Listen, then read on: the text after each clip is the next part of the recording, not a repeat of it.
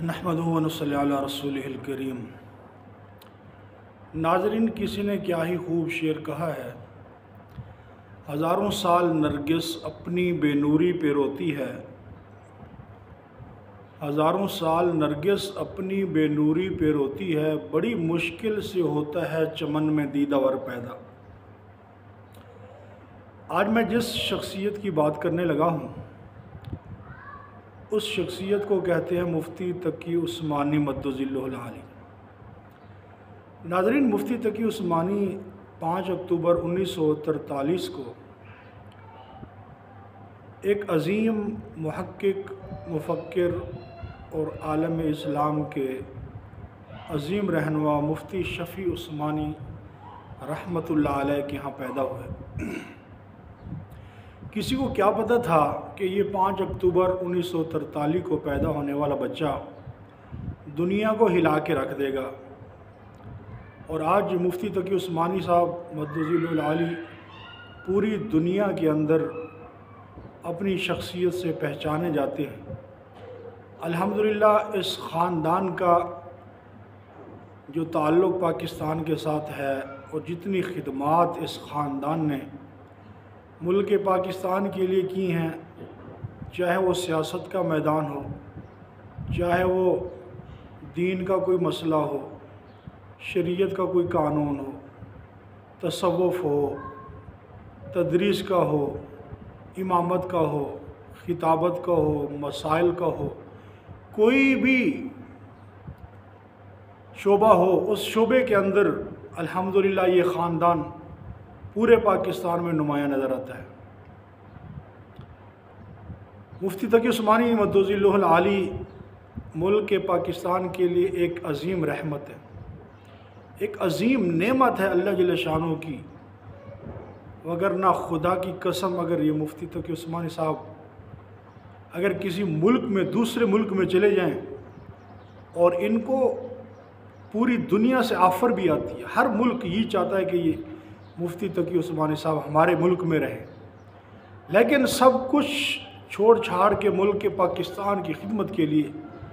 مفتی تقی عثمانی صاحب اب 1943 کو پیدا ہوئے، اب خود ہی ان کی عمر کا اندازہ لگا لو،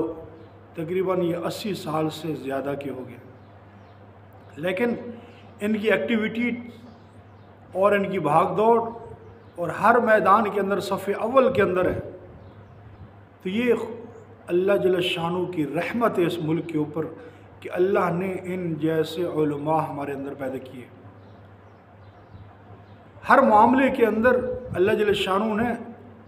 عوام کی رہنمائی کے لیے ان کو چن لیا ہے، اور آج اللہ معاف کرے ہمارے ملک پاکستان کے اندر وہ لوگ جن کی کوئی حیثیت نہیں ہے، جب تک وہ اپنے گھر کے اندر شناختی کارڈ نہ دکھائیں کھانا نہیں ملتا ان کو،